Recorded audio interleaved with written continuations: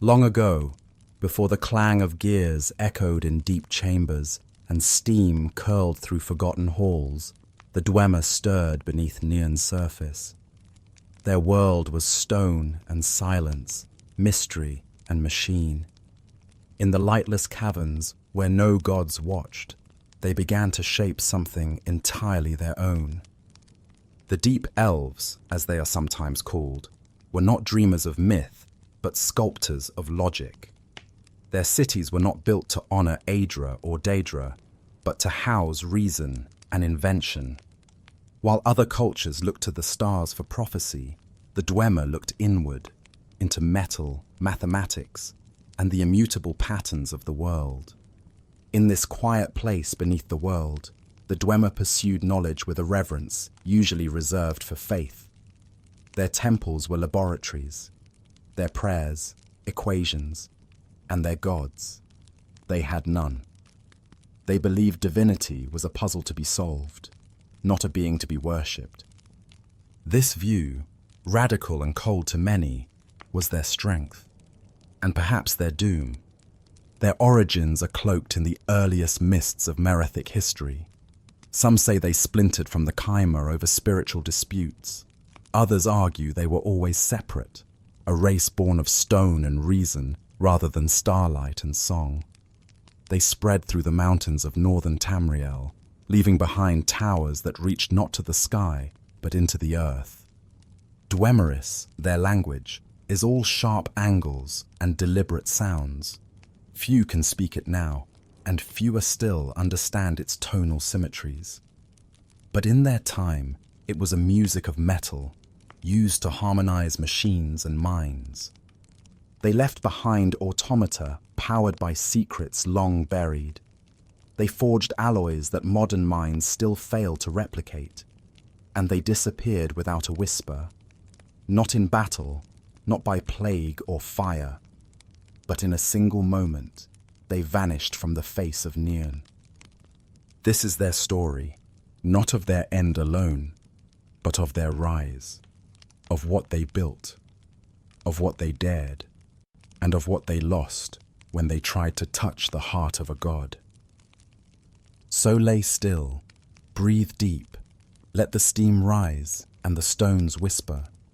The silence of the Dwemer is not empty, it is waiting to be heard. Beneath the surface of Tamriel, in cavernous halls lit by eternal lamps, the Dwemer built cities that seemed to breathe with purpose. Stone arches swept overhead like petrified waves, and steam hissed softly through pipes that coiled like metal veins. It was a world untouched by sun or storm, crafted instead from calculation and will, a civilization carved into the bones of Nirn itself. Their cities, Nchwanthums, Bathardams, Mzulft, and so many more, were not just places of dwelling, but manifestations of Dwemer philosophy. Geometry was sacred. Angles were prayers. Every curve of brass, every hum of machinery echoed a deeper meaning. To live in a Dwemer city was to walk through a song only their minds could truly hear. Automata moved along tracks and narrow corridors, not mindless constructs, but engineered purpose. Centurions that patrolled tirelessly, spider-like drones that kept mechanisms turning, guardians not of flesh, but of brass and bound souls. These were not mere tools. They were reflections of Dwemer belief. Life, to them, was function refined. The deeper one went into these cities, the more uncanny they became. Libraries without books, memory stored in whirring lexicons, devices that responded not to hands, but to harmony. In this world, knowledge wasn't ink on parchment, but vibration, tone, resonance. Learning a Dwemer secret often meant hearing it, feeling it, rather than reading it. And through it all pulsed the tonal architecture, vibrational engineering so complex that few in later eras could grasp even its foundations. With tonal hammers, The Dwemer shaped not only metal and stone, but reality itself. They didn't merely build, they tuned. Outsiders rarely grasp this. To the Chimeran Nords, who occasionally glimpse these subterranean sanctuaries, the Dwemer seemed cold, inhuman. But inside these bronze and stone halls, something brilliant flickered, an intellectual fire unmarred by faith or fear. Here was a people who asked not who made the world, but how it worked, and how it could be changed. Yet beneath their symmetry and silence, something stirred, a question that even they hesitated to answer, a curiosity deeper than science, a longing older than reason. It would begin, quietly, as all Dwemer endeavors did, not with prophecy, but with a problem, not with a god, but with a machine. Among the most revered minds of the Dwemer were the tonal architects, philosopher-engineers who believed that the universe itself was a composition of vibrations, a cosmic symphony that could be studied, understood, and ultimately rewritten. While other races prayed to stars and spirits, the Dwemer listened, not to the gods, but to the hidden harmonies that bound existence together. Tonal architecture was not merely theory, it was practice. It was the science of bending reality through sound, a precise manipulation of frequency, resonance, and material. Their tools, resonators, tuning forks the size of towers, and hammers that struck not metal but meaning, allowed them to build machines that seemed to think, walk, and even dream. To the untrained, tonal manipulation appeared as magic. But to the Dwemer, it was math, beautiful, elegant, and exacting. They believed that everything, from stone to soul, vibrated with purpose. With the right note, you could open locked doors, activate ancient automatons, or shatter the laws of nature itself. And then came Kagrenac, high tonal architect of the Dwemer. Kagrenac was more than a master engineer. He was a visionary. He dared to ask the question that few would even whisper. If the universe could be altered, could mortality be rewritten? Could the Dwemer ascend, not through worship, but through understanding? It was a bold ambition, born not of arrogance, but of clarity. For Kagrenac, godhood was not a mystery. It was a formula waiting to be solved. And he believed he had found the key, the Heart of Lorkhan. Buried beneath Red Mountain, the heart was said to be the divine spark torn from Lorkhan during the creation of the mortal plane. To the Dwemer, it was not sacred. It was power. Raw, cosmic power, untouched by myth, waiting to be harnessed. Kagrenac's dream was not to become a god in the eyes of mortals, but to become something greater, a perfected being, unbound by time, suffering, or death. He devised tools, Wraithguard, Keening, and Sunder, to interact with the heart, not to worship it, but to tap into its rhythm, to tune it like one would a harp, and rewrite the song of mortality itself. But the song he sought to write would echo far beyond his calculations, and not all the deep folk agreed with the path he charted. The dream of godhood had begun, but dreams, like vibrations, can tremble into nightmares. Beneath the mountains of Skyrim, Morrowind, and Hammerfell, the Dwemer carved their cities from the bones of Nirn, not to imitate nature, but to overwrite it. Where other civilizations built upward in praise of the divine, the Dwemer dug downward into silence, heat, and pressure. Their cities did not rise from the land, they replaced it. Arkenthams, Nchadak, Pthardams, names that linger like the groaning of ancient gears. These were more than dwellings. They were experiments, symphonies in stone and brass. cities that breathed steam, pulsed with mechanical rhythm, and obeyed silent commands spoken in tonal language. In these subterranean sanctuaries, life followed different rules. Sunlight never touched the stone walls, but light came from ever-burning crystals. Doors opened not with keys, but with frequency. Statues did not stand still. They walked, watched, and waited. The Dwemer did not rely on servitude or slavery, as many surface empires did. Instead, they built animunculi, self-operating machines powered by soul gems and tonal resonance. To the uninitiated, these creations seem cold, even cruel. But to the Dwemer, they were masterpieces. Perfection untainted by emotion, loyalty encoded in logic. They did not tire, they did not rebel, they did exactly as they were designed to do, for centuries, without fail. No part of a Dwemer city was accidental. Pipes curled like veins through the stone, delivering steam and pressure exactly where needed. Massive turbines spun beneath stone floors, humming like the breath of a sleeping god. Hidden lenses and focusing crystals tracked changes in the tonal landscape, always adjusting, always correcting. And yet, it was not simply engineering for function.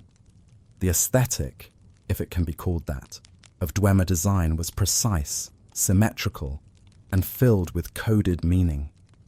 Their architecture echoed their philosophy. Everything had a purpose, and beauty lay in efficiency. Their halls were clean, angular, and devoid of clutter. It was not coldness, it was clarity. Even the walls spoke.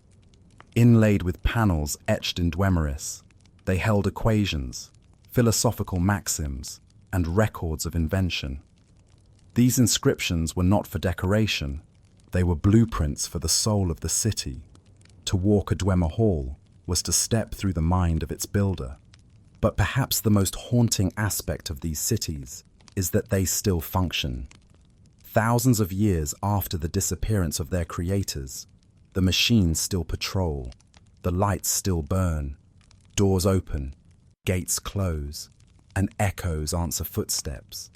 It is as though the Dwemer never left, only paused, mid-breath. Many adventurers, lured by tales of treasure, have entered these ruins. Few return unchanged. Some speak of machines reacting to thoughts, of gears spinning behind the walls as if listening. Some claim to hear music, a low, thrumming harmony, more felt than heard. The tone of the deep folk.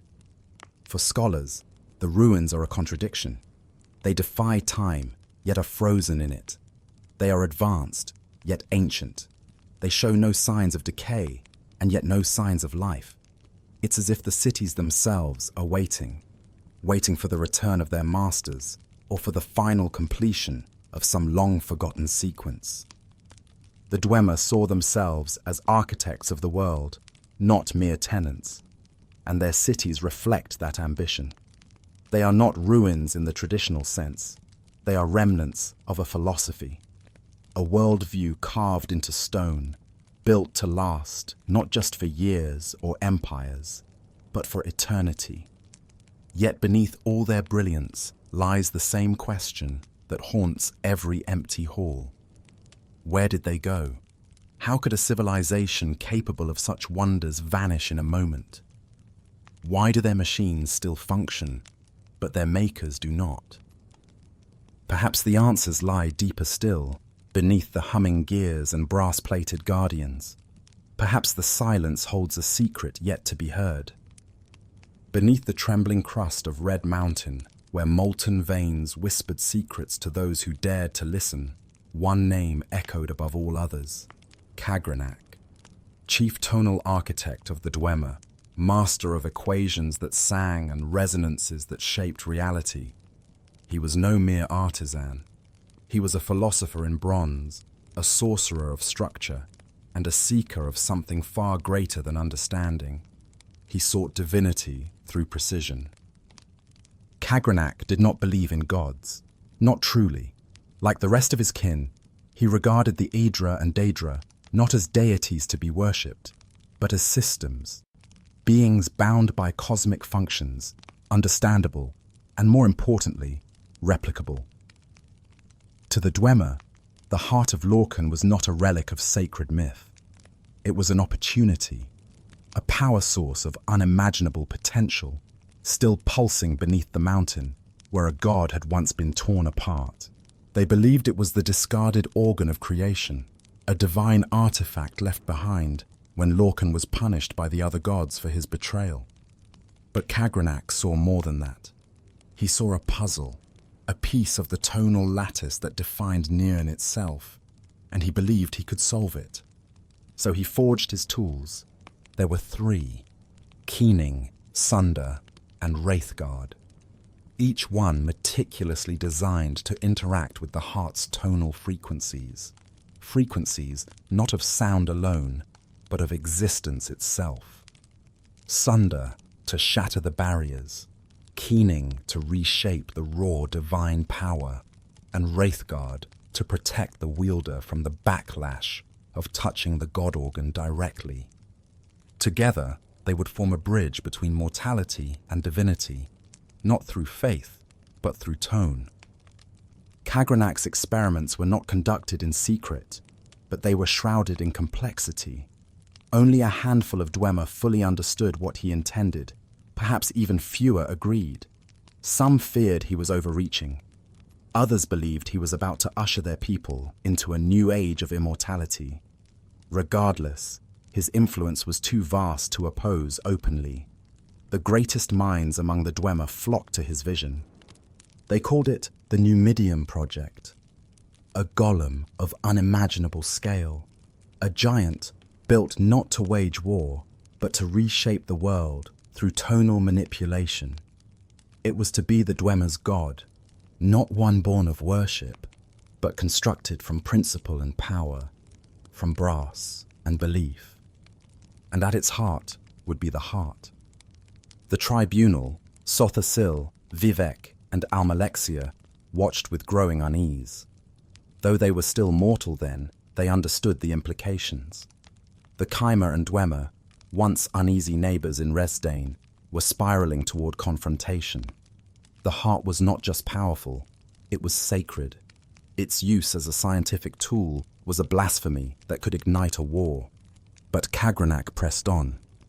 With every calibration, he drew the Dwemer closer to the edge of the known world.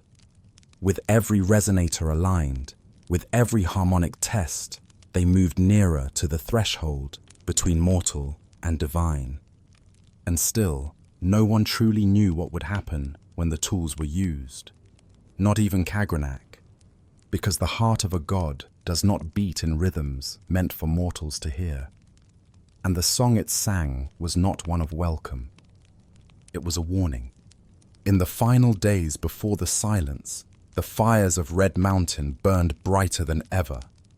Deep within its obsidian heart, Kagrenac's laboratories pulsed with arcane energy, powered by steam, soul, and sacred defiance. His tools were complete, his theories refined. The Numidium stood ready. It loomed over the great foundries of the Dwemer, a colossus of brass and thought, its limbs a lattice of tonal conduits, its heart chamber empty, waiting for a beat that had not pulsed since the dawn of creation. More than a weapon, it was a vessel, a container for the impossible. It was designed to operate on tonal principles so advanced that even modern mages struggle to comprehend them. Every bolt, every plate, every harmonic node had been calibrated with maddening precision. But the Numidium was incomplete without the heart. The Heart of Lorkhan, buried deep within the bowels of Red Mountain, guarded by myth and magma, was the final key. Kagrenac believed that if he could harmonize its divine resonance with the mechanical frequencies of the Numidium, he could activate it, and in doing so, elevate the Dwemer beyond the limits of mortal existence. He did not seek conquest. He sought control over the very nature of reality. And so, with Keening in one hand and Sunder in the other, Kagrenac descended into the mountain. He wore Wraithguard upon his arm, shielding himself from the raw divine energy that emanated from the heart. Around him, the greatest Dwemer minds gathered, some skeptical, some awestruck, none truly prepared. What happened next is a mystery. There are no witnesses, no scrolls, no recorded screams, only silence. One moment, the Dwemer stood in their halls, minds buzzing with anticipation, hearts steady with belief. The next, they were gone, not dead, not destroyed, simply vanished. Across Morrowind, Skyrim, Hammerfell, even the distant mountain holds where few mortals dared venture. Their cities stood empty. Automatons still patrolled their silent corridors. Machines still hummed in darkness. But the Deep Elves themselves were no more. Yagrum Bagan, the only known Dwemer survivor, would later describe being in a different dimension at the moment of the disappearance, studying Oblivion's pocket realms. When he returned, his people had vanished without a trace. Even the tonal architects, those closest to Kagrenac, left no shadow behind. The Numidium, once the centerpiece of Dwemer ambition, was never fully activated. Later, it would be taken by the Tribunal, reshaped by Tiber Septim, reactivated by powerful forces, but never with the clarity of Kagrenac's original vision. Some say the Dwemer were unmade, erased by the tonal shockwave of tampering with divine frequency. Others whisper they succeeded, stepping beyond the mortal plane into a realm of pure logic and eternal consciousness. Still more believe they became part of the Numidium itself, bound to its mechanisms as fuel, thought, or song. But no one truly knows. In that moment, when metal met myth, when the tools struck the heart and the tonal equations became reality, the Dwemer crossed a threshold no other race has dared approach since, and they never came back. In the smoking aftermath of that unspeakable moment, Red Mountain stood still, not silent, never silent, but still. Its vents exhaled ash like breath from a wounded god. Its slopes, once alive with the movements of Dwemer industry, now echoed with the weight of absence. The clang of hammers, the thrum of tonal resonators, the steady hiss of steam, all had ceased. Machines that once danced to equations now stood inert, waiting for hands that would never return. The Chimer, the Dwemer's closest neighbors, and oftentimes bitter rivals, were the first to notice. Their scouts crept into the edges of Dwemer strongholds, expecting traps or sentinels. They found none. No resistance, no signs of battle. Just halls emptied of life. Entire cities lay abandoned in an instant, as if their inhabitants had simply stepped out for air and never returned. It was as if a spell had been cast, one so perfect and terrible that it left not a body behind. In Nchadak, the library of 1,000 tomes, pages turned themselves in the wind. In Bethardam's, mighty machines stood frozen mid-task. In Bam's Amshand, deep beneath Mournhold, the walls still glowed faintly with stored energy, humming softly to no one at all. The Chimer did not celebrate. Though their histories were steeped in conflict with the Dwemer, this disappearance was no victory. It was a void, a disappearance too total, too clean, too unnatural to be understood, let alone claimed. And among them, 3 mortals felt the weight of it more than most. Vivek, Almalexia, Sothasil. They had watched Kagrenac's ambitions with wary eyes.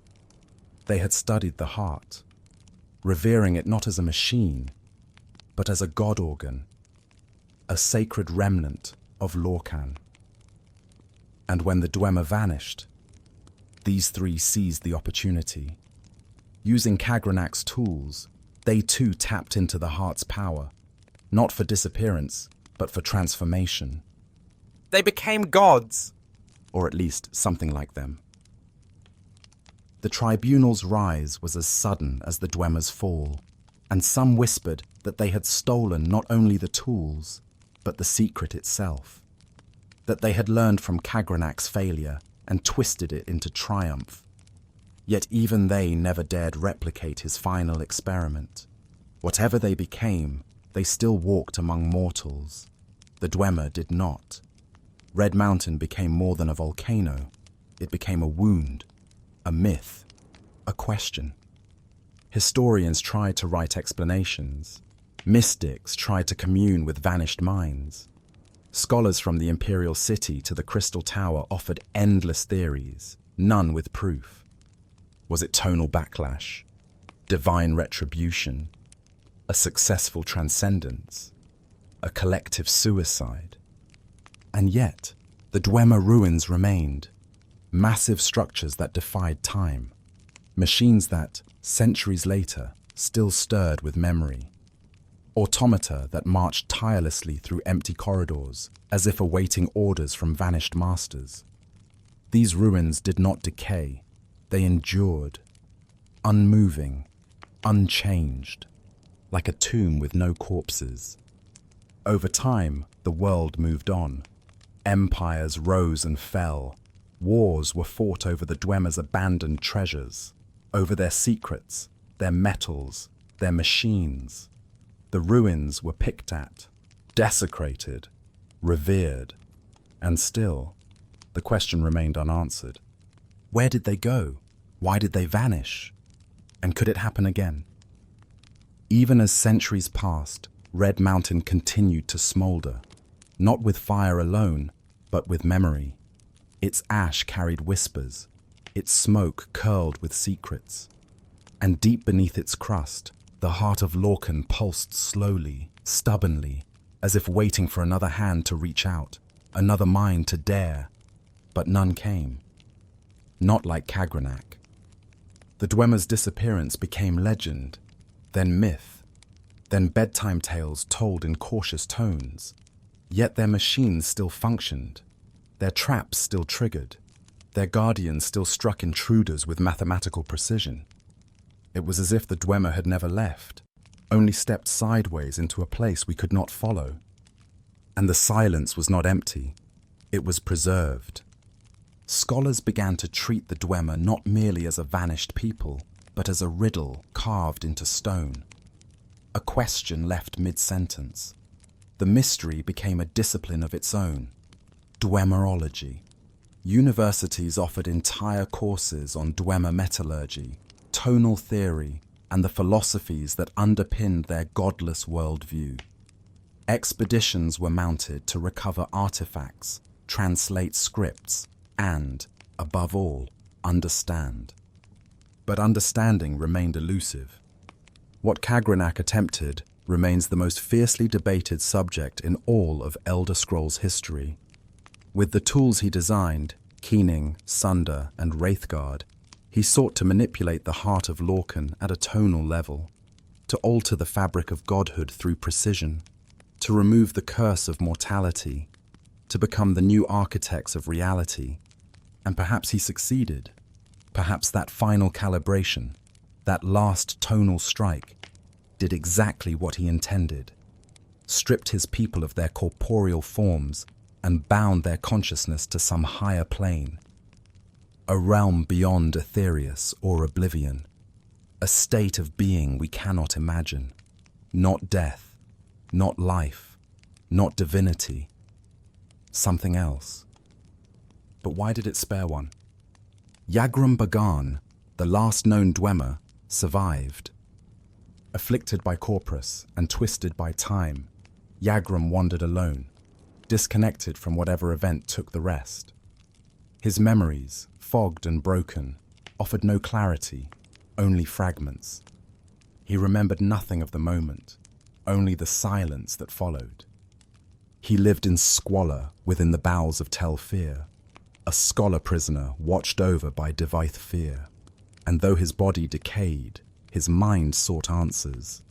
He pored over ancient schematics, desperate to understand what had happened to his people.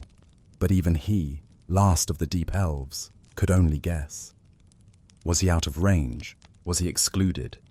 Or had he been forgotten? In that mystery, there is terror. For if even one among them was left behind, was it intentional? The echo of Red Mountain still haunts Tamriel. Whenever scholars activate an ancient mechanism or light a Dwemer lamp, they wonder if they've touched something not meant for mortal hands. Whenever a tonal door hums open, they listen closely, half hoping, half dreading, to hear voices on the other side. But none come, only more silence. Yet the Dwemer presence is not passive. Their constructs still patrol, not blindly, but with purpose. Their machines adapt. Their scripts remain indecipherable, as if protected by intention. Their ruins still breathe, slowly, patiently, as though the deep folk are not gone, but sleeping, waiting, and Red Mountain watches, always. Before the smoke of Red Mountain filled the skies, and the Dwemer vanished like mist, there was a war not of conquest, but of conviction. One fought between kin who once broke bread and shared blood. The War of the First Council.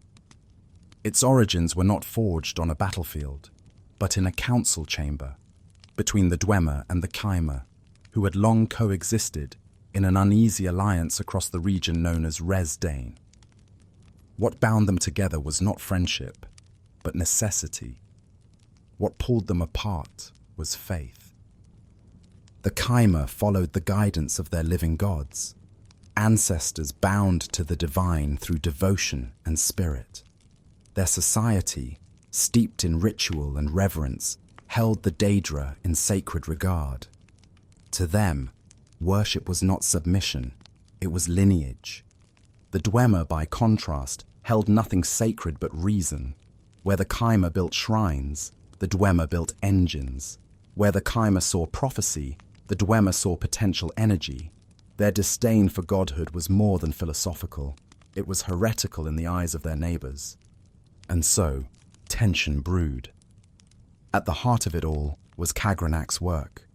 Whispers reached the Chimera of his experiments, of the heart, of tools forged to unmake mortality. Vivek, Almalexia, and Sotasil grew uneasy.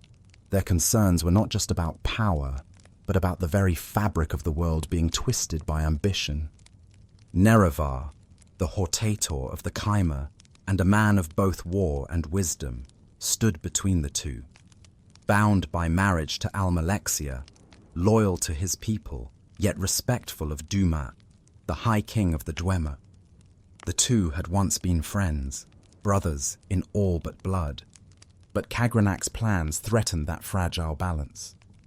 When Nerevar sought answers, the Dwemer gave silence.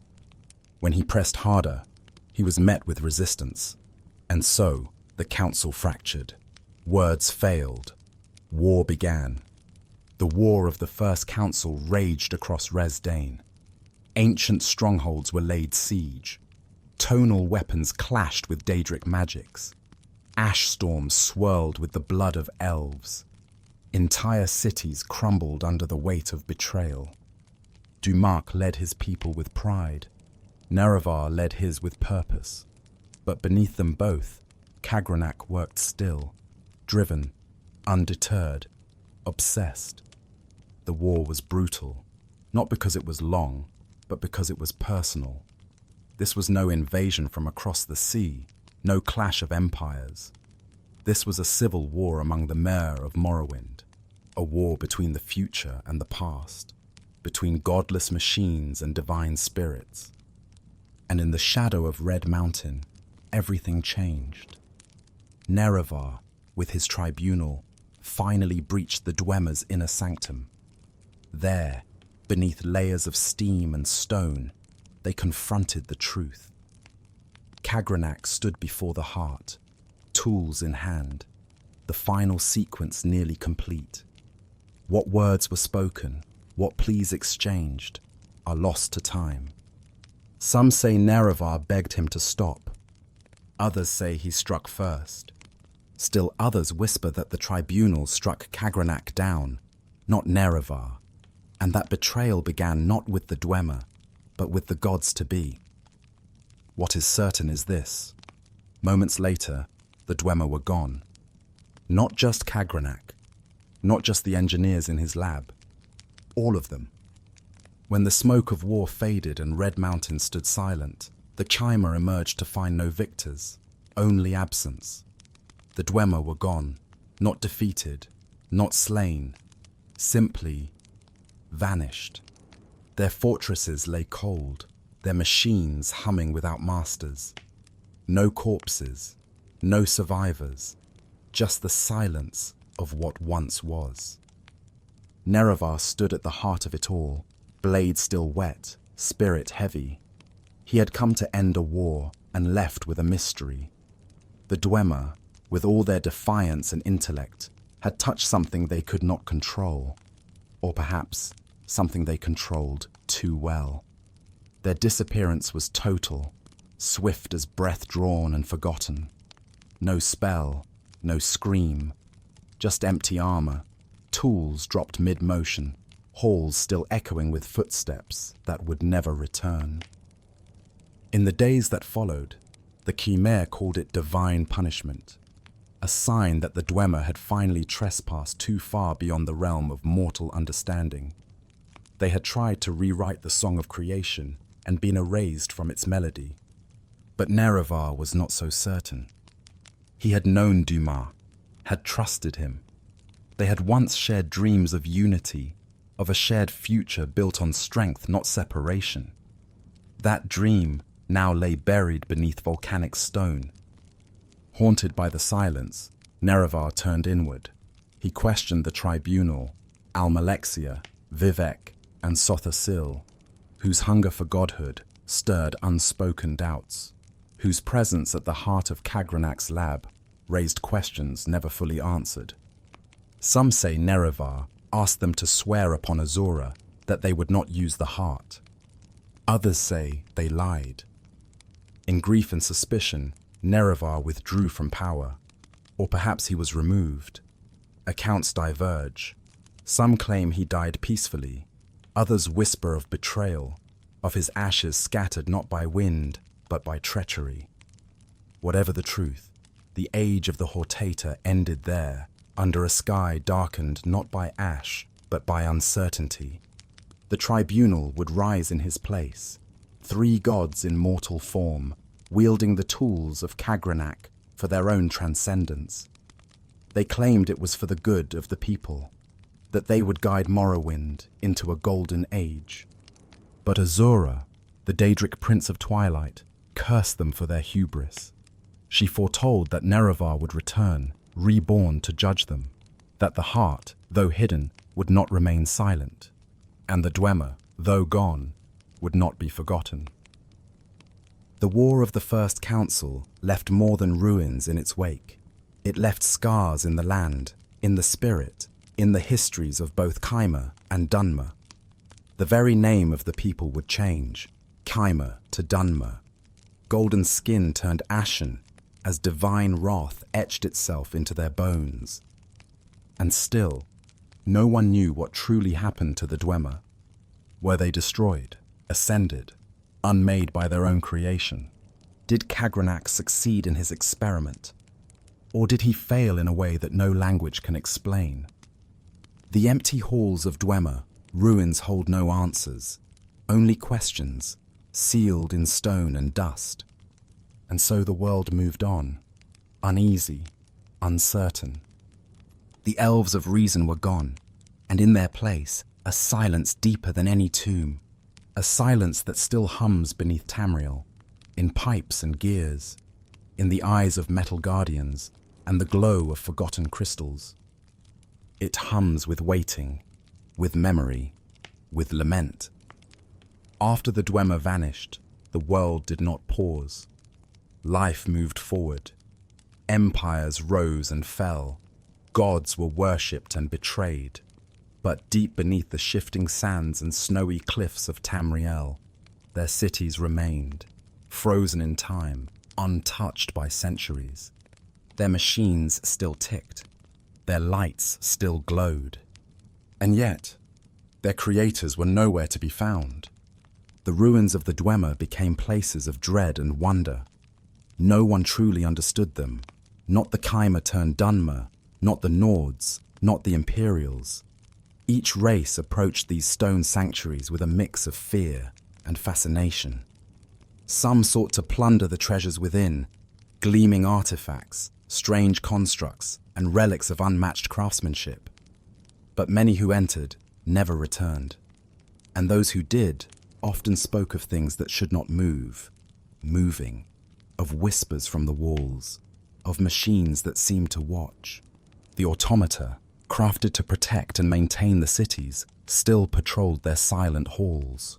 Spheres rolled through corridors, guardians stood at ancient gates, and centurions, tall, towering golems of brass and fury, lay dormant until disturbed. And the puzzles, oh the puzzles, locked doors that required harmonic frequencies to open, lifts that responded to tonal triggers, libraries encoded with mechanisms too intricate for even the most learned scholars. These were not mere fortresses, they were symphonies of design, where every corridor was a stanza, every device a note in an eternal song composed by minds long gone.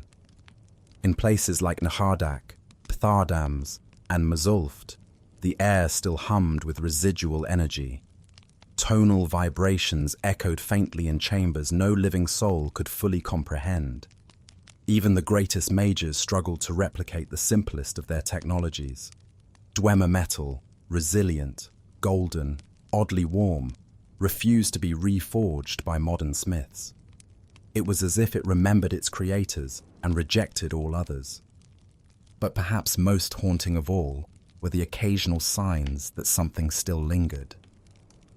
In certain ruins, books had been moved, lights flickered in response to voices, and in one place, deep in the belly of Blackreach, there were rumors of a ghostly figure, a lone Dwemer, ancient beyond reckoning, driven mad or enlightened beyond mortal comprehension.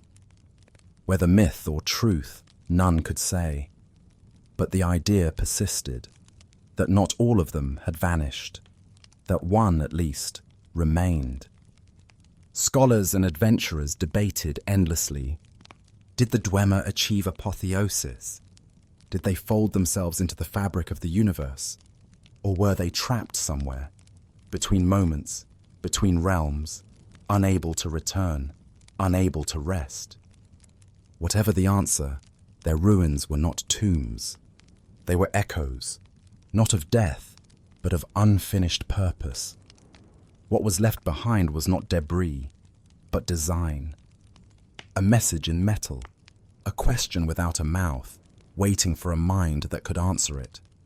And every time a lock clicks open or a machine stirs to life, it is as if the Dwemer whisper once more across the veil, "We are not gone. Not truly, not yet." In the deepest reaches of Blackreach, a vast, luminous cavern hidden beneath Skyrim, there are whispers of a solitary figure. Not Falmer, not adventurer, but Dwemer. The legend speaks of one who remains. Some call him a ghost, others a prisoner of his own brilliance, and some believe he is no longer truly Dwemer at all, but something changed, evolved, or broken. This figure is often referred to in hushed tones as the Last, a name passed among those who study Dwemer ruins or dare explore the forbidden places beneath Tamriel. And while no formal records name him, many suspect the story begins with Yagrum Bagan. Yagrum was once a respected tonal architect, a peer of Kagrenac himself, but he was not present at Red Mountain when the Great Disappearance occurred. He had been traveling in the outer realms, those strange folds of reality accessed by the deepest sorcery and most daring of tonal experiments. When he returned, everyone was gone. The silence of the Dwemer cities greeted him. The machines still moved. The lights still burned. but not a soul remained. Yagrum wandered, searching for answers. In time, his body began to fail, warped by the temporal dissonance of the outer realms. He turned to the only source of help he could find, the Telvanni sorcerers of Morrowind. They preserved him, barely, a bloated, fragile husk of what he had once been. Yagrum lingered in isolation, his once sharp mind now muddied by disease and the weight of solitude. He spoke little, offering fragments of insight into his people's final days, but always from a place of sorrow and uncertainty. Some say he died centuries ago. Others claim he still survives, hidden in secret chambers, watching as the world moves on without his kind. But stranger still are the stories that speak of something more than Yagrum, something artificial, aware, and ancient. In the ruins of Mazulft, adventurers have reported doors opening on their own. In Nanchardak, mechanisms reconfigured themselves in response to unknown inputs. At times, it seems the ruins are not only preserved, but observing. Is it possible the Dwemer left behind more than machines? Some scholars propose the existence of a distributed consciousness, a network of thought encoded into the ruins themselves, a tonal intelligence, dormant but listening, waiting for the right frequency to awaken. Not a ghost in the traditional sense, but a ghost of logic embedded in metal and mathematics. If this is true, then perhaps the Dwemer did not fully vanish. Perhaps they uploaded themselves, consciousness transposed into circuits of stone and brass, into lexicons and tonal harmonies. Perhaps when we walk through their halls, we are not alone. Maybe the walls are aware. Maybe the gears remember. Or maybe this is simply another myth, born from the unease of wandering through cities without voices, without footsteps, where the only sound is the gentle click of a mechanism still performing its unknown duty. But the questions persist, and as long as the machines turn, as long as their creations stir in the darkness, so too will the legend of the Dwemer's lingering presence.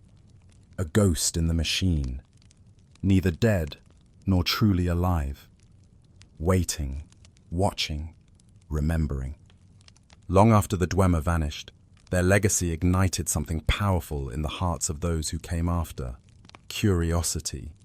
Their cities became tombs of wonder, their machines, riddles wrapped in brass and silence. And scattered across the centuries, brave souls emerged, scholars, adventurers, mystics, each determined to answer the same impossible question. What happened to the Dwemer? The earliest among them were the Dunmer, the transformed descendants of the Chimera. Though they once warred with the Dwemer, their lives remained intertwined, especially after the catastrophe of Red Mountain. Temple scholars regarded the Dwemer with disdain, often condemning them as blasphemers who defied the gods. But in private, some Dunmer thinkers could not help but be intrigued. The silence of the deep folk was too perfect, too precise. It begged to be broken. One of the most obsessed was Devaith Fear, a Telvanni sorcerer whose knowledge spanned millennia. He collected rare Dwemer artifacts, experimented with tonal devices, and was rumored to have accessed layers of their technology few others dared approach. His Telvanni peers called him mad. Fear called it curiosity. And in truth, he may have come closer than anyone else to touching the core of Dwemer knowledge, though even he admitted defeat in understanding their final fate. Then came the Imperial scholars. The Third Era saw a surge in organized archaeological expeditions. The Arcane University, the Synod, and the College of Whispers all sent agents into Dwemer ruins, armed with scrolls, soul gems, and enthusiasm. Some returned with journals full of diagrams and sketches. Others never returned at all. Among them was Septimus Cygnus, a name whispered with both reverence and dread. A brilliant but unstable researcher, Cygnus believed he had found the secret to unlocking Dwemer knowledge in the Elder Scrolls themselves. He isolated himself in a remote ice cave, obsessing over an ancient Dwemer lexicon. His writings became erratic, referencing a hidden knowledge locked behind a divine barrier. Many believe he descended into madness. Some claim he transcended. None truly know. More recently, the College of Winterhold has attempted to piece together Dwemer technology with magical study, yet their findings remain inconsistent. The arcane arts, after all, operate on principles foreign to Dwemer logic. Where mages chant incantations, the Dwemer tuned vibrations. Where wizards rely on symbols, the deep folk used frequency and form. Others have tried to replicate their wonders. Tinkers, alchemists, even renegade artificers have attempted to build machines in the Dwemer style, but none have succeeded fully. Their constructs are crude shadows, lacking the grace, efficiency, and terrifying purpose of the originals. The truth is simple. The more people try to understand the Dwemer, the more distant they seem. As if, in seeking them, we walk further from their path. Their genius lies not only in what they built, but in the depth of mystery they left behind. And for every door we pry open, 100 more remain sealed, not just by locks of brass, but by the limits of our own minds. Still, the scholars continue, driven by wonder, haunted by silence, daring always to ask, where did they go? And more frightening still, what if they come back? The disappearance of the Dwemer did not just spark curiosity, it ignited 1,000 theories, some logical, others dangerous, and a few bordering on the heretical. At the heart of the debate lies a concept that even the bravest minds in Tamriel whisper about with caution: tonal architecture. The Dwemer believed the universe was a symphony, everything in existence, from stars to souls, vibrating in harmony. And if you could understand those vibrations, truly understand them, you could reshape reality itself, not with magic, not with prayer, but with perfectly calibrated sound. This was the foundation of tonal architecture, the idea that reality had a frequency, and it could be tuned. It's here that the most controversial figure in all Dwemer history takes the stage: Kagrenac, the tonal architect supreme. Using tools of unspeakable complexity, the keening, sunder, and wraithguard, Kagrenac sought to harness the Heart of Lorkhan, a divine relic that pulsed with the very force of creation. His goal? To elevate the Dwemer to godhood, not through ascension or piety, but by rewriting the tonal signature of their race. What followed remains one of the most debated moments in Elder Scrolls history. Some claim that the instant Kagrenac struck the heart with his tools, every Dwemer across Nirn vanished. Not died, vanished. Their physical forms unraveled into the tonal web of the universe, absorbed by the song they tried to master. In essence, they became part of the fabric of reality.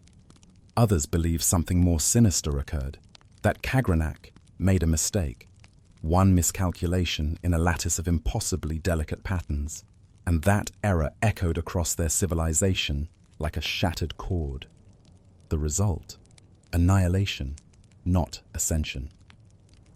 Then there are those who whisper of Numidium, the brass god, a colossal construct tied to the heart, created as a vessel for Dwemer will and ambition. Some scholars suspect the Numidium was the true cause of the disappearance, that in attempting to activate it, the Dwemer triggered a metaphysical rupture, tearing themselves from the timeline entirely. These ideas are not without consequence. In Morrowind, speaking of Kagrenac's work in sympathetic tones is considered blasphemy. The tribunal temple long held that the heart was a sacred wound left by the gods, and that the Dwemer's meddling was an affront to all of creation. Even after the fall of the tribunal, many Dunmer scholars tread lightly when exploring these topics. And yet, Others have pushed further. Some modern theorists argue that the Dwemer didn't vanish at all, that they succeeded, that they now exist on a plane beyond our comprehension, a realm of pure logic, stripped of individuality, where thought and matter are one. A digital god mind, humming beneath the surface of the world, unreachable but ever present. A few even believe that Dwemer technology listens, that the tonal devices left behind are not inert relics, but receivers, waiting for the right frequency, the right voice to call them home. Of course, such theories are dismissed by most scholars, but late at night, in the libraries of Telvanni Towers or the depths of the Arcane University, these forbidden texts are still read, still debated, still feared. Because if any of them are true, if even one theory is correct, then the Dwemer did not disappear. They simply changed their address. And one day, they might decide to come back. Long after the Dwemer vanished, their machines kept moving. In the dark halls of Nchuleftingth, in the sunken vaults of Bethardams, and the jagged depths of Blackreach, gears still turn, lights still flicker, guardians still patrol, as if nothing had changed, as if their makers might return any moment now. These machines are not merely relics, they are memory-made metal, living echoes of a civilization that refused to be forgotten. The Dwemer Animunculi, the Spider-Bots, Sphere Guardians, and Towering Centurions are perhaps the most visible remnants of this lost race. Forged from strange alloys that resist rust and time, they move with a precision that belies their ancient origin. Their eyes glow with steady light, and their limbs hum with quiet, relentless power. Most astonishing is that they do not simply follow commands. They react, they patrol, investigate, engage threats. They possess a kind of artificial awareness, suggesting that the Dwemer didn't just build machines, they breathed purpose into them. Many believe these animunculi are powered by soul gems, trapping fragments of consciousness to fuel eternal vigilance. If true, it implies something darker, that the Dwemer were not above sacrificing sentient life to preserve their machines, or perhaps they sacrificed themselves. In some ruins, scholars have found lexicons, crystalline memory cores inscribed with thousands of lines of tonal data. These cubes, when placed in special pedestals, unlock vast stores of Dwemer knowledge, but the information is encrypted in tonal language, mathematics and music interwoven into impossible symmetries. Only the most gifted minds can begin to understand them. Then there are the reactive halls, rooms that shift and turn, corridors that realign based on sound or pressure or heat.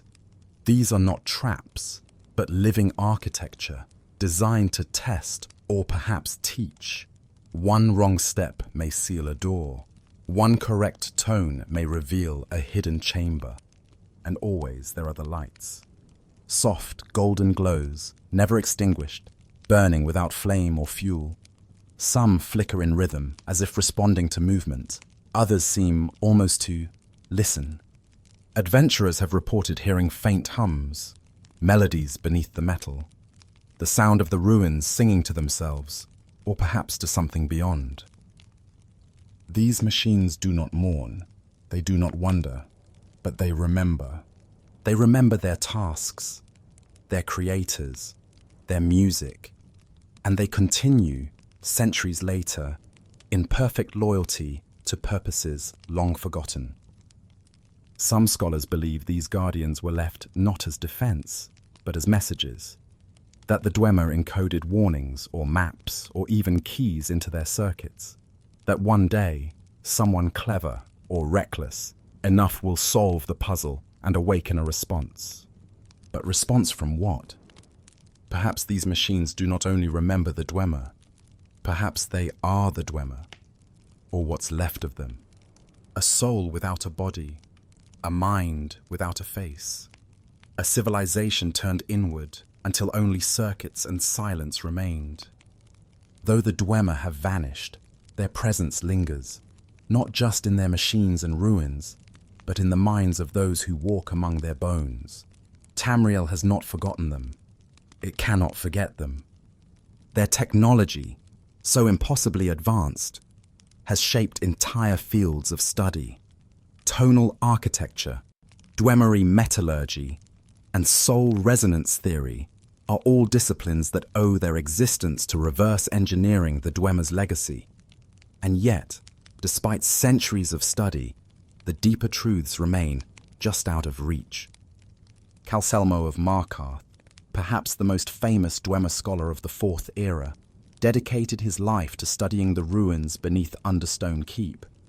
He mapped forgotten chambers, catalogued machinery, and even began to decipher the Dwemer language.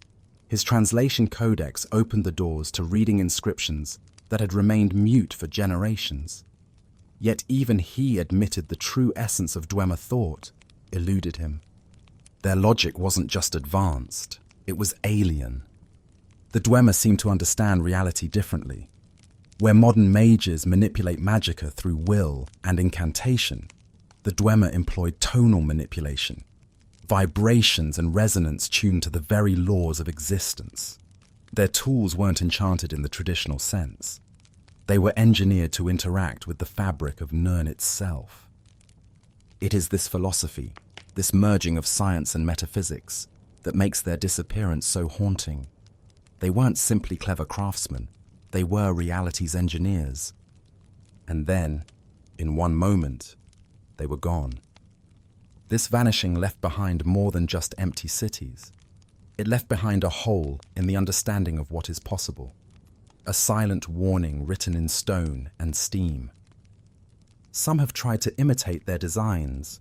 The Empire, in the late Third Era, attempted to use Dwemer steam systems in naval vessels. The result? Catastrophic failures. Without the tonal harmonics and exact alloys, the systems broke down. Others have tried to weaponize their constructs, only to discover the animunculi cannot be easily reprogrammed. They follow the last orders given by masters who no longer exist. And still, adventurers and researchers plunge into Dwemer ruins every year. Some seek fortune, others seek knowledge. A few seek the answer to the greatest question. Where did they go? The theories are endless.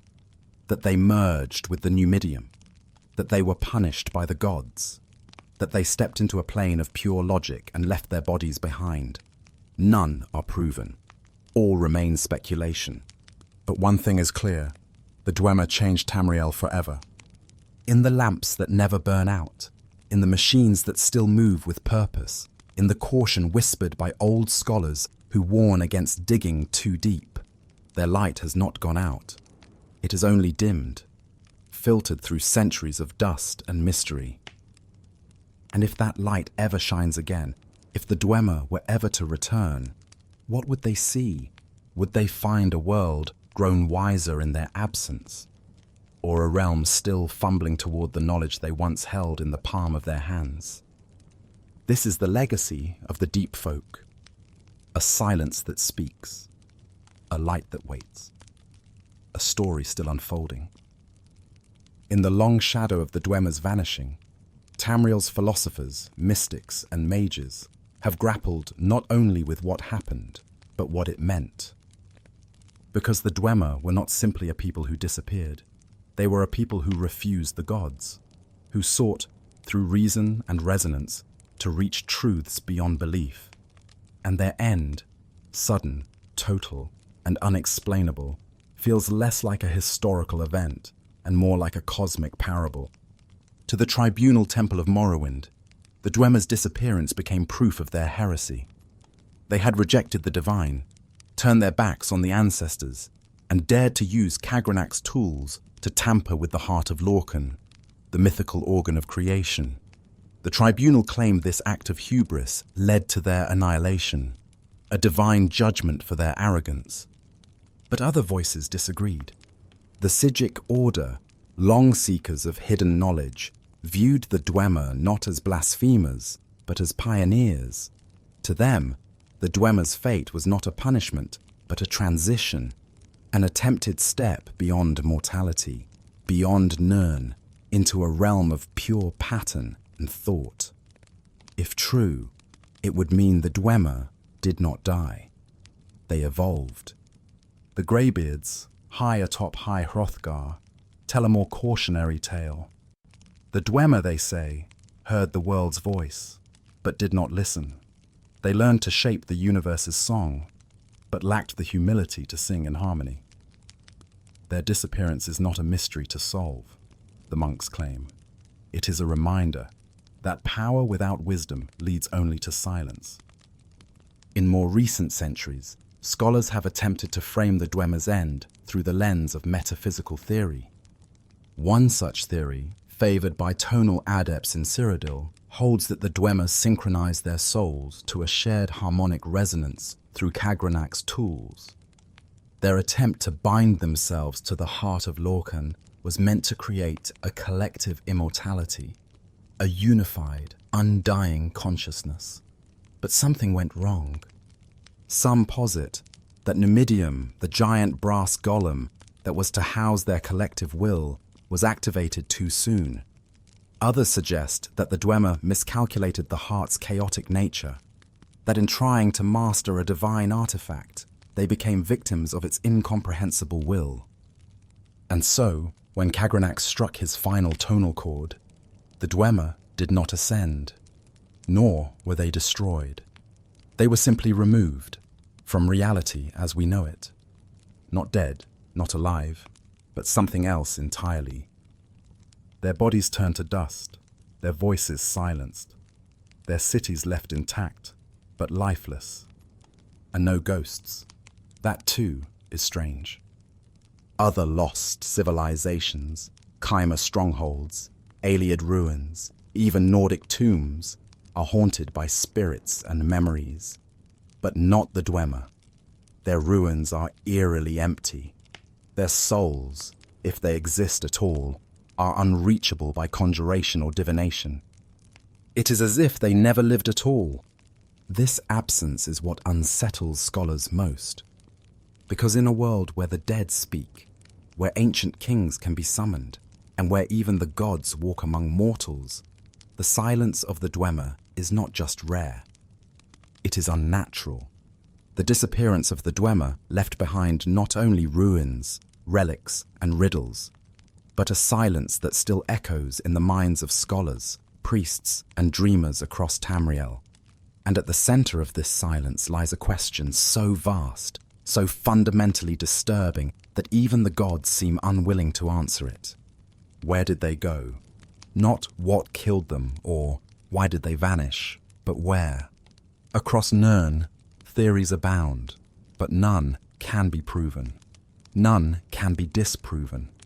The Dwemer are not merely absent, they are missing from the weave of existence itself. To many, this is more terrifying than death. In the decades and centuries that followed the War of the First Council, the disappearance became a philosophical wound, one that each culture tried to suture in its own way. To the Chimer who became the Dunmer, it was a moment of spiritual vindication. Their tribunal claimed the Dwemer were punished for their defiance of divine truth, and used this moment to consolidate religious and political power in Morrowind. To the Empire's early historians, it was a tale of caution, a reminder that even the most advanced civilizations can vanish without warning, leaving only dust and steel behind. But in the Fourth Era, a new discomfort has arisen. It is not that the Dwemer are gone. It is that their absence lingers in every cavern, every ruin, every automaton that still patrols forgotten corridors. Their machines continue to function. Their cities remain standing beneath ash and ice. Their knowledge, in fragments, is still ahead of its time. And yet, they are nowhere. This has given rise to a new, unsettling school of thought. What if the Dwemer were not erased, but relocated? Not destroyed, but displaced? Some theorists speculate they exist still, just slightly out of phase with our reality. That they occupy a sliver of existence between dimensions, where time is static and thought is song. A place invisible to mortals, but perhaps not inaccessible forever. Others whisper of a single Dwemer who escaped the fate of his people. Yagrum Bagan, a grotesque and bloated figure found deep within Morrowind. He is the last known living Dwemer, a being corrupted by disease, floating in a mechanized shell, lost in time and memory. But even he does not know where the others went. He speaks of experiments and tonal theories, of Kagrenac's work and its potential. But his memory is fragmented, clouded by centuries of solitude and sickness. If he once knew the truth, it has long since slipped into the void with the rest of his kin. And so the silence persists. Pilgrims visit the ruins, placing offerings beside cold brass guardians. Scholars pore over scrolls and tonal schematics, hoping for a breakthrough that never comes. Mages perform rituals to contact the spirits of the lost, only to find the echo of their own voices bouncing back in still air. It is as if the Dwemer vanished not just from the world, but from memory itself. What legacy, then, does one leave behind when even their end cannot be remembered? Some say the Dwemer were a warning, others a tragedy. A few still believe they will return, emerging from their hidden dimension like gods of brass and logic, to reclaim the surface and rewrite the world in their image. But most simply sit before the hearth or in the corner of a quiet library and ponder the unanswered question. Where did they go? And what happens when we try to follow? In the deepest reaches of Tamriel, beneath mountains hollowed by time and choked with ash, a strange hush still clings to the halls of the Dwemer. It is not the silence of abandonment. It is something different. A waiting, as though the very walls remember something the world has forgotten. And in their memory, they still listen for footsteps that may one day return. Among the remaining relics of the Dwemer, none are louder than their absence. For all their brilliance, cities of metal beneath the earth, machines that outlive kings, engines that whisper secrets to themselves. Their greatest legacy may simply be the riddle they left behind. What makes their disappearance so haunting is its precision. No half-ruined dwellings left in panic, no signs of struggle or decay. Their laboratories, their towers, their workshops, all seem paused, as if the inhabitants merely stepped out and never came back. No bones, no blood, just stillness and gears that turn for no one. In Vardenfell, the great ruins of Nishuleftingth and Bethardams lie half-buried in volcanic dust, yet their constructs still patrol, their lamps still glow, their traps still spring. Who maintains them? Who wound the clocks of eternity so tightly that they continue ticking long after their makers fell silent? The truth may be that the Dwemer did not vanish in a single act of folly, but in a culmination of choices, philosophical, spiritual, mechanical. 1,000 quiet decisions made in windowless rooms, each turning the key a little further in the lock of their fate.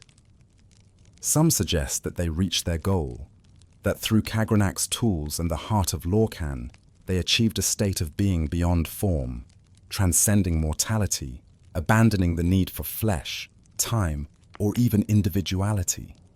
A unity of thought, a song of tones, a final shared equation that erased the self, and in doing so, erased them all.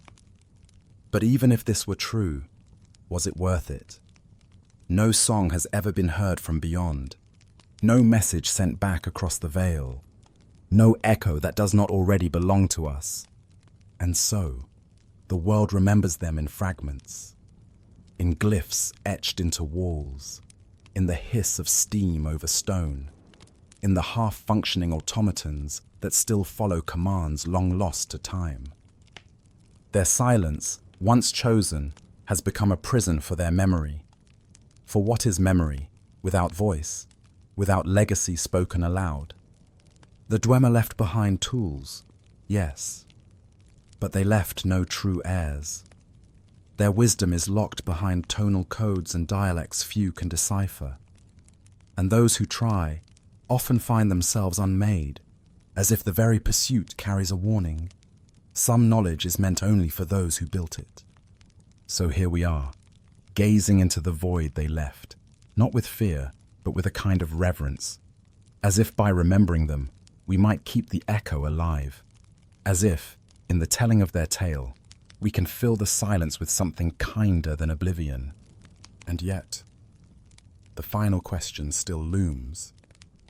Were they right? To abandon gods for logic? To seek the divine through mathematics? To strip away soul and identity in pursuit of unity? If the answer lies anywhere, it lies beneath Red Mountain. Not in the heart of Lorkhan, but in the hollow spaces around it. In the quiet where a people once stood, unbowed and brilliant, and are now only dust. But perhaps, in listening closely to that dust, we hear something more. Not an end, not a beginning, just an echo. In the dark, where torchlight fades and the clank of boots gives way to breathless quiet, something lingers, a final stillness, older than memory, colder than stone. This is the silence that remains after the Dwemer. It is not the silence of death. Death leaves traces, graves, stories, grief. This is a silence without aftermath, as though the Dwemer were never here at all. And yet, they were. Their machines still move. Their cities still hum. Their legacy still breathes through brass lungs and whispers through empty halls. What is this paradox, then? How can a people so absent feel so present? Every ruin of the Dwemer is like a question with no answer, asked again and again by spinning cogs and flickering lamps.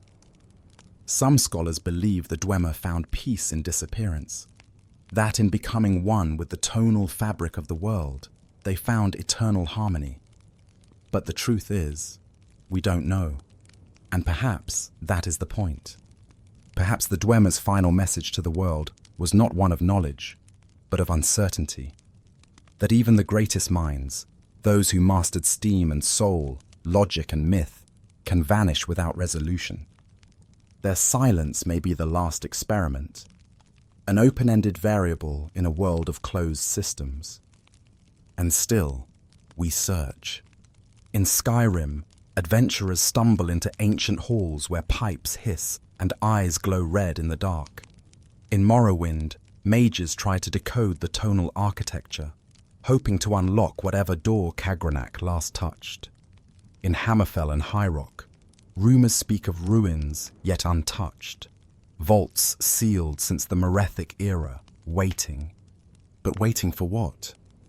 Perhaps not for discovery, perhaps only for remembrance. Because if the Dwemer did achieve godhood, if they reached beyond mortality into something deeper, then what remains may not be their failure, but their monument. These ruins are not tombs, they are echoes. Their machines are not broken, they are listening. And we are the whispers that pass through their corridors, the curious eyes that glance at ancient glyphs, the warm hands brushing dust from cold brass. We carry their memory forward, not through worship as they would reject it, but through inquiry, through the audacity to ask, even when the question terrifies us, even when the answer never comes. This is the story of the Dwemer, a people who built gods instead of bowing to them, who believed that reality was a system, not a sermon, who vanished not with a scream, but with a tone too pure to echo. Their song has ended, or maybe it's still playing, on a frequency we have yet to hear. So if you find yourself in a ruin, alone, and the machines seem to stir as you pass, listen closely. That hum? that faint vibration in the stone. It's not just machinery. It's memory! And somewhere in the silence beyond the gears, the Dwemer might still be listening.